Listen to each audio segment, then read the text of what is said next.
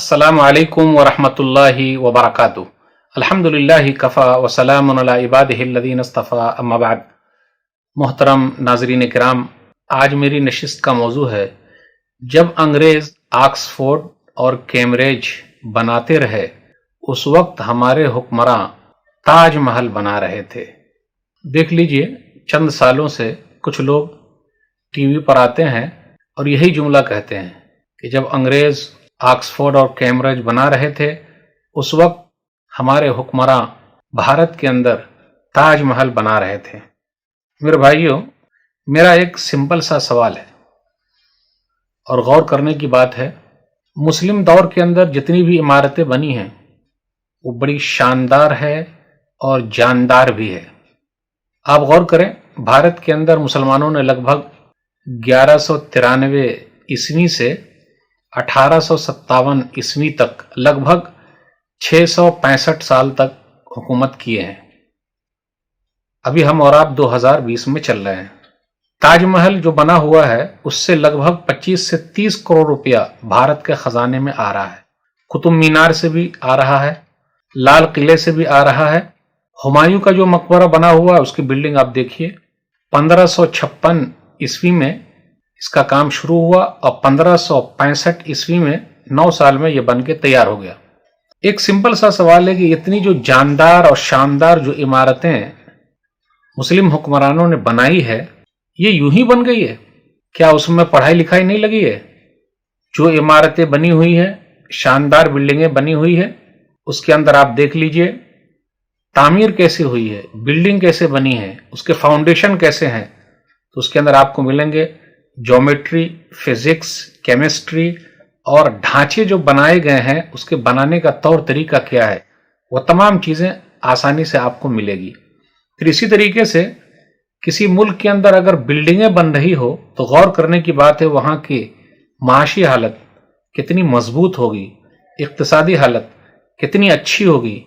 यानी आजकल जो हम और आप बयान करते हैं जीडीपी के बारे में, तो आप देख लीजिए अकबर और औरंगजेब के दौर में भारत की जो जीडीपी थी 25% थी, 25% थी। और उस जमाने में यह था कि बाहर से माल कम लिया जाता था, अंदर ही सब कुछ उगाया जाता था। तो आज जो लोग फाइनेंस के बड़े एक्सपर्ट हैं वो ये बताते हैं कि जिस मुल्क के अंदर ये हो कि बाहर से चीजें कम मंगाई जाए, अंदर ही हर चीज का इंतजाम हो जाए, तो वो मुल्क बहुत खुशहाल मुल्क कहा जाता है। अब आइए देखते हैं, जो लोग कहते हैं टीवी पर बैठकर कि उन लोगों ने सिर्फ बिल्डिंगें बनाई है, स्कूल और कॉलेज नहीं बनाए हैं, तो मेरे भाइयों ऐसी बात नहीं है। तारीख के अंदर तमाम चीजें मौजूद है। अल्लाह के वास्ते हर चीज पढ़ लीजिए, वो तो ज्यादा बेहतर है। मैं चंद चीजें आप लोगों के सामने रखना चाहता हूं। अब मुख्तसर से वक्त में क्या आपके सामने रखेंगे, तो इसलिए ये दिमाग में रखना कि वो ताजमहल बना रहे थे और यूनिवर्सिटी नहीं बनाई, तो ऐसी बात नहीं है। उनके जमाने में भी बहुत सारी यूनिवर्सिटियां बनी हुई है, लेकिन हमें और आपको उसके बारे में पता नहीं है। आइए चलते हैं। 17वीं सदी के अंदर एक फ्रांसीसी सयाह, ट्रैवलर, वो मुआलिज डॉक्टर भी थे, जिसका नाम था फ्रांसिक्यूस बर्नियर। फ्रांसिक्यूस बर्नियर ये हिंदुस्तान आए, हिंदुस्तान में 12 साल तक रहे। फ्रांसिक्यूस बर्नियर औरंगजेब के जमाने में उनके दरबारी थे। 1688 ईस्वी में उनकी वफात हुई, 1688 ईस्वी में उनकी वफात हुई। वो कहते हैं जीडीपी के बारे में, यानी भारत कितना खुशहाल मुल्क था उसके बारे में। हिंदुस्तान के हर कोने में सोने और चांदी के ढेर हैं, इसीलिए सल्तनत मुगलिया को सोने की चिड़िया कहते हैं। अब आइए जरा, ये तो हमने जीडीपी पर गौर कर लिया कि मुल्क कितने तरक्की पर था। अब जरा उन बिल्डिंगों की तामीरात पर गौर कीजिए, वो बिल्डिंगें बनी कैसी है, शानदार कैसे बन गई, जानदार कैसे बन गई। तो आइए ताजमहल को लेते हैं। ताजमहल 1632 ईस्वी में बनना शुरू हुआ और 1653 ईस्वी में बन के तैयार हो गया, यानी 20 से 25 साल इसमें लगभग लगे हैं। अभी हम और आप 2020 में चल रहे हैं। ताजमहल के चारों मीनारों पर आप गौर कीजिए। ताजमहल आप देखने गए होंगे, अल्हम्दुलिल्लाह मुझे भी 2 मरतबा देखने का मौका मिला है। दुनिया के बड़े बड़े लोग देखने के लिए आए हैं। अभी डोनाल्ड ट्रंप भी अपनी बीवी के साथ घूमने के लिए गए थे। بہت سارے لوگ آ چکے ہیں اور دنیا کے 7 عجوبوں میں سے ایک اہم عجوبہ ہے. اگر بہترین نہ ہوتا تو کیسے عجوبہ ہوتا؟ تو سننے کی بات ہے. تو آپ غور کریں، تاج محل کے چاروں مینار گواہی دے رہے ہیں کہ صرف آدھے انچ باہر کی جانب جھکائے گئے ہیں تاکہ زلزلے کی صورت میں گرے تو تاج محل کے گنبد پر نہ گرے، جھکے ہوئے. تاج محل کی خوبی آپ دیکھیے کہ آپ جتنے قریب جائیے گا وہ بلڈنگ آپ کو اتنی چھوٹی نظر آئے گی، بلکہ دنیا کی تمام بلڈنگوں میں یہ ہے کہ جتنے قریب آپ جائیے گا، نزدیک جائیے گا، تو وہ بلڈنگ آپ کو اونچی نظر آئے گی، جبکہ تاج محل دور سے اونچا نظر آتا ہے اور جیسے نزدیک جاتے ہیں تو وہ چھوٹا نظر آتا ہے. یہ کلاکاری نہیں ہے، بالکل کلاکاری ہے. اور کیا یہ بغیر کسی کالج کے سیکھے ہوئے لوگ بنا دیے ہیں؟ بغیر کالج کے سیکھ گئے ہیں، اسکول کے سیکھ گئے ہیں، بغیر سکھائے ہوئے کے سیکھ گئے ہیں. تعجب کی بات ہے کہ نہیں؟ تو ٹی وی پر بیٹھ کے جو لوگ پھیلا رہے ہیں وہ صحیح نہیں پھیلا رہے. کیا صرف مستری لوگ اینٹیں لگا دیں گے تاج محل میں اور وہ آرام سے لگ جائے گا، کہیں کوئی دشواری نہیں ہوگی؟ میرے بھائیوں، اس میں حساب کی بہت باریکیاں ہیں، غور کرنے کی ضرورت ہے. پورا تاج محل 90 فٹ کی گہرائی پر کھڑا ہوا ہے. 90 فٹ کی گہرائی جو بنیادیں ہیں اس پر وہ کھڑا ہوا ہے. اس کے نیچے 30 فٹ ریت ڈالی گئی ہے تاکہ اگر زلزلہ آئے تو پوری عمارت اس ریت میں گھوم جائے اور محفوظ رہے. آپ دیکھ لیجئے تاج محل میں قرآن کریم کی جو آیتیں لکھی گئی ہے اوپر سے نیچے تک آپ آرام سے پڑھ سکتے ہیں. تو بغیر کسی پڑھائی لکھائی کے، بغیر اسکول میں پڑھے ہوئے کون لکھ دے گا بھائی؟ تو اس پر غور کرنے کی ضرورت ہے کہ نہیں ہے؟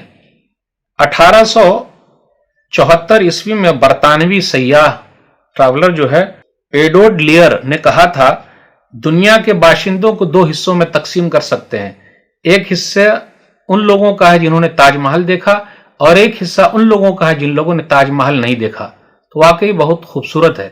اور اس سے زیادہ تاج محل کے بارے میں حیرانی کی بات تو یہ ہے کہ اتنا بڑا شاہکار دریا جمنا کے کنارے ہے، تعمیر کیا گیا ہے.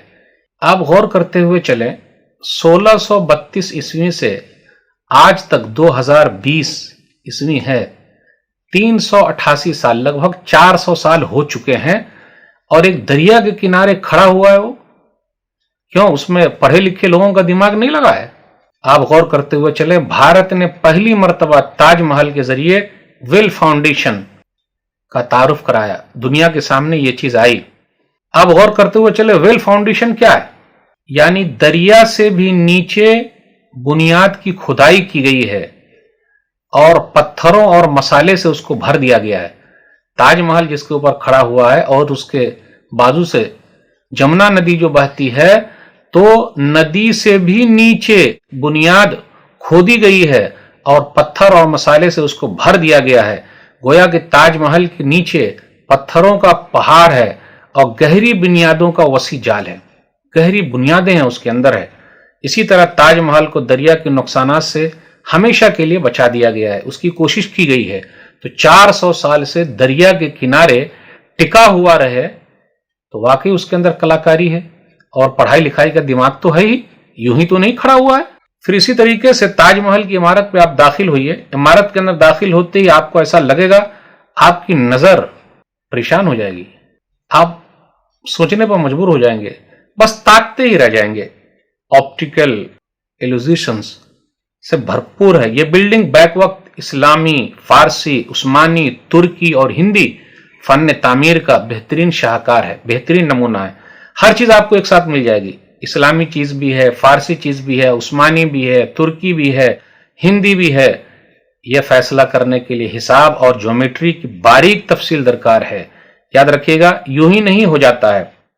انگریزوں نے ویل فاؤنڈیشن یعنی زمین کے اندر بہت گہرائی میں بنیاد کھودنا، پلر دینا، اس کا آغاز 19ویں صدی میں ہوا ہے، اور جبکہ یہ 17ویں صدی کے بیچ میں تیار ہو چکا تھا تاج محل. اور اسی طریقے سے آپٹیکل ایلوژنس یعنی ایسی بلڈنگ، ایسی چیزیں کہ آپ اس کو دیکھ کر مبہوت رہ جائیں، ان چیزوں کا استعمال انگریزوں نے 20ویں صدی کے شروع میں کیا ہے، جبکہ تاج محل 17ویں صدی کے بیچ میں بن کے تیار ہو گیا ہے. اگر آج تاج محل کو جدید مشینری اور جدید سائنس کو استعمال کرتے ہوئے بنایا جائے اور 1000 ملین ڈالر خرچ کیا جائے پھر بھی ویسا تاج محل بننا تقریباً ناممکن ہے جیسا بن گیا، جبکہ اس زمانے میں سائنس اتنا ایڈوانس نہیں تھی۔ بغیر سائنس کے کیسے ان لوگوں نے ترقی کر لی ہے۔ پھر اسی طریقے سے آپ غور کرتے ہوئے چلے، تاج محل کے اندر ہے ٹائل میوزک، ایک فن ہے جس میں چھوٹی چھوٹی رنگ ٹائلوں سے دیوار پر تصویر بنائی گئی ہے، جو ٹائلز ہے دیوار پر تصویر بنائی گئی ہے اور دیوار کو منقش کیا گیا، یعنی بہترین خوبصورت بنایا گیا ہے۔ اس میں جو رنگ کا استعمال ہوا ہے لگ بھگ 400 سال ہو گئے، رنگ ابھی تک مدھم نہیں ہوا۔ کون سا رنگ ہے؟ اب آپ ہی بتائیے، ایسا رنگ ابھی بنا پائیے گا؟ تو کیا بغیر پڑھے لکھے ہی بنا لیے، ویسے رنگ کا استعمال کر لیا؟ جی نہیں میرے بھائیو، ان کے زمانے میں بھی پڑھائی لکھائی تھی، اسکول تھے، کالج تھے، مدرسے تھے، سب کچھ تھے۔ اسی طریقے سے آپ غور کرتے ہوئے چلے ان بلڈنگوں میں، تاج محل کے اندر ہی غور کیجئے، فریسکو پینٹنگ، جس سے رنگ جو ہے 400 سال گزر جانے کے باوجود بھی ویسا ہی رنگ ہے۔ آپ تمام مغل دور کی جتنی بھی بلڈنگیں ہیں اس پر غور کیجئے، اس پر ٹیرا کوٹا یعنی مٹی کو پکانے کا فن، کس طرح زیر زمین میں پائپ لائن بچھی ہوئی ہے، وہ آج بھی محفوظ ہے، جہاں جہاں ہے ملتے ہیں، وہ دیکھنے کو ملتے ہیں۔ پتہ یہ چلا کہ اگر اس زمانے میں جو بلڈنگیں تعمیر ہوئی ہے، اگر اس پر آدمی پی ایچ ڈی کرنے کے لیے بیٹھے تو کئی ڈگریاں اسے مل سکتی ہے، کئی ڈگریاں درکار ہوگی۔ اب آئیے ذرا اس سوال کو بھی لے لیتے ہیں، جو لوگ کہتے ہیں کہ جی ان لوگوں نے اسکول نہیں بنائے، کالجز نہیں بنائے، بلڈنگیں بنائی۔ ایک ہے ول ڈیورنٹ ہے، 1885 عیسوی میں پیدا ہوئے، 1981 عیسوی میں وفات پا گئے۔ وہ اپنی کتاب میں کہتے ہیں دی اسٹوری آف سویلائزیشن میں مغل ہندوستان کے بارے میں لکھتے ہیں، ہر گاؤں میں ایک اسکول ماسٹر ہوتا تھا جسے حکومت تنخواہ دیتی تھی۔ انگریزوں کے آنے سے پہلے صرف بنگال میں 80,000 اسکول تھے، ہر 400 افراد پر ایک اسکول ہوتا تھا۔ ان اسکولوں میں 6 مضامین پڑھائے جاتے تھے، grammar, arts and crafts, number 3 طب ڈاکٹری، نمبر 4 فلسفہ، نمبر 5 منطق، نمبر 6 مذہبی تعلیمات۔ ول ڈیورنٹ اپنی ایک دوسری کتاب میں کہتے ہیں دی کیس فار انڈیا، اس کے اندر وہ کہتے ہیں مغلوں کے زمانے میں صرف مدارس کے علاقے 1,25,000 ایسے ادارے تھے جہاں طبی علوم پڑھایا جاتا تھا، ڈاکٹری علوم پڑھایا جاتا تھا، اور جہاں طبی سہولیات میسر تھی، یعنی ڈاکٹری کے جتنے بھی سامان تھے سب آسانی سے ملتے تھے۔ یہ کس نے کہا ہے؟ ول ڈیورنٹ نے، جو امریکن رائٹر بھی ہیں، ہسٹورین بھی ہیں، فلاسفر بھی ہیں۔ دوسروں نے گواہی دی ہے، الفضل ما شہدت بہ الاعداء، فضیلت کی بات تو وہ ہے کہ دشمن بھی جس کی گواہی دے۔ میجر ایس ڈی باسو برطانوی راج اور اس کے قبل کے ہندوستان پر بہت ساری کتابیں انہوں نے لکھی ہے۔ وہ میکس مولر کے حوالے سے لکھتے ہیں کہ بنگال میں انگریزوں کے آنے سے پہلے وہاں 80,000 مدرسے تھے۔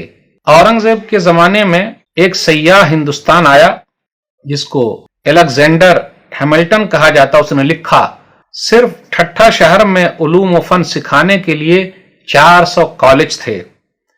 میجر باسو یہاں تک وہ لکھتے ہیں کہ ہندوستان کے عام آدمی کی تعلیم یعنی فلسفہ، منطق اور سائنس کا علم برطانیہ کے رئیسوں، مالداروں، یہاں تک کہ بادشاہ اور ملکہ سے بھی زیادہ ہوتا تھا۔ عام آدمی کی تعلیم اتنی اچھی تھی۔ جیمز گرانٹ کی رپورٹ یاد رکھیں، انہوں نے کیا کہا ہے؟ تعلیمی اداروں کے نام جائیدادیں وقف کرنے کا رواج پوری دنیا میں سب سے پہلے مسلمانوں سے شروع ہوا ہے۔ آج دیکھ لیجئے پورے بھارت کے اندر اوقاف کی جو زمینیں ہیں اگر اتنی ہی مل جائے تو بہت ہے، مسلمانوں نے ایجاد کی ہے۔ 1857 میں جب انگریز ہندوستان پر مکمل قابض ہو گئے تو اس وقت روہیل کھنڈ کے چھوٹے سے ضلع میں 5,000 اساتذہ سرکاری خزانے سے تنخواہ یعنی سیلری لیتے تھے۔ آپ غور کریں، یہ علاقے دہلی یا آگرہ جیسے بڑے شہروں سے بہت دور تھے۔ پھر اسی طریقے سے ڈاکٹر رام پنیانی کو یوٹیوب پر آپ سرچ کیجئے، پھر دوسرے اور جو اتہاسکار ہیں انہوں نے بھی یہی کہا ہے کہ اورنگزیب کے زمانے میں تمام مذاہب کے مقدس مذہبی مقامات کے ساتھ جائیدادیں وقف سرکار کی جانب سے کی گئی ہے اور وظیفے بھی مقرر کیے گئے ہیں۔ डॉक्टर राम पुनियानी जी को आप सुनिए यूट्यूब पर, वो कहते हैं उज्जैन की महाकाल मंदिर, गुवाहाटी की कामाख्या देवी मंदिर, इसी तरीके से उत्तर प्रदेश यूपी के अंदर वृंदावन में भगवान कृष्ण की मंदिर को वजीफे औरंगजेब ने मुकर्रर कर दिए थे और आज उनके वहां ये सब चीजें मौजूद है। औरंगजेब के जमाने में 3 इतिहासकार तारीखदां हिस्टोरिकल मिलते हैं, लेकिन 3 में से एक ज्यादा मशहूर है, सज्जन राय खत्री, भीमसेन, ईश्वर दास। लेकिन सज्जन राय खत्री जो है फारसी में उन्होंने एक किताब लिखी है खुलासतुत तवारीख, फिर इसी तरीके से भीमसेन ने भी नुस्खे दिलकशा लिखी है और ईश्वर दास ने फतुहात आलमगीरी लिखी है, लेकिन खुलासतुत तवारीख सज्जन राय खत्री की ज्यादा मशहूर है। ये इतिहासकार तारीखदां जो है इस नतीजे पर पहुंचे हुए हैं कि हिंदुस्तान में तिब की तालीम, डॉक्टरी की तालीम एक मुकम्मल निसाब औरंगजेब के जमाने से शुरू है। इसलिए तिब्बे अकबरी, मुफर्रहुल कुलूब, तारीफुल अमराज, फिर इसी तरह मुजर्रात अकबरी, ये किताबों के नाम है। तिब्बे नबवी जैसी किताबें लिखी गई है। ये उस जमाने में और आज के जमाने में देखा जाए तो MBBS के निसाब से कम नहीं है। औरंगजेब से कई सौ साल पहले फैरोज शाह के जमाने में दिल्ली के अंदर दारुश्शिफा हॉस्पिटल था। कहा जाता है औरंगजेब ने कॉलेजों में पढ़ाने के लिए निसाबी किताबें जो लिखी, बुक्स जो लिखे, तिब्बे फैरोज शाही लिखवाई। उस दौर में सिर्फ दिल्ली में 100 से ज्यादा हॉस्पिटल थे। मेरे भाइयों, दीनी उलूम और दुनियावी उलूम हिंदुस्तान के अंदर ये सब चीजें कब आई है, दोनों को अलग कब किया गया, जबकि पहले ऐसा कुछ भी नहीं था। मुल्क को तबाह करने के लिए लॉर्ड्स कॉर्नवालिस ने 1781 ईस्वी में 1781 ईस्वी में, अभी हम और आप 2020 ईस्वी में चल रहे हैं, पहला दीनी मदरसा खोला। इससे पहले दीनी और दुनियावी तालीम की कोई तकसीम नहीं थी।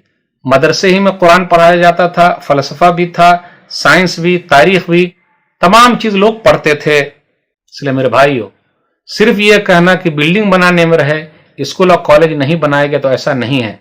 अंग्रेजों ने जब 1757 ईस्वी में बंगाल को फतह किया तो 34 वर्षों में कई मदरसे उन्होंने खंडर में तब्दील कर दिए, पूरे तालीमी निजाम को बिगाड़ करके रख दिया। तो मेरे भाइयों, ये सब अंग्रेजों का बनाया हुआ है और हम और आप उसी का गुण गा रहे हैं, जो अपनी चीजें उसको भूले बैठे हैं और इधर उधर बयान कर रहे हैं। जी नहीं, अपने इल्मी असासे को बचा करके रखिए। वो लोग जिस जमाने में यूनिवर्सिटी खोल रहे थे, हम उस जमाने में खोल चुके थे और उस पर अमल हमारा शुरू हो चुका था। नाजरीन इकराम, आजकल भी अल्हम्दुलिल्लाह जो कहा जाता है मुसलमानों ने भारत में कुछ नहीं किया, तो आप गौर करते हुए चले देखें, आज भी आपको पूरे भारत देश में 100 से ज्यादा हॉस्पिटल मिल जाएंगे, अच्छी कंडीशन में मिल जाएंगे, लेकिन उसका नाम कहीं नहीं आता, क्योंकि हमारे पास मीडिया नहीं है।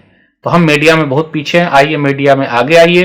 क्यों नहीं अपना मीडिया है, न्यूज चैनल क्यों नहीं है, होना चाहिए। इन चीजों की कमी है, इसलिए दूसरे लोग समझते हैं कि मुसलमानों ने कुछ किया ही नहीं है, वैसे भी लोग पीछे लगे हुए। ये चंद बातें थी। अल्लाह से दुआ है कि अल्लाह ताला हम लोगों को सही समझ अता फरमाए। आमीन। वस्सलामु अलैकुम वरहमतुल्लाहि वबरकातुहू।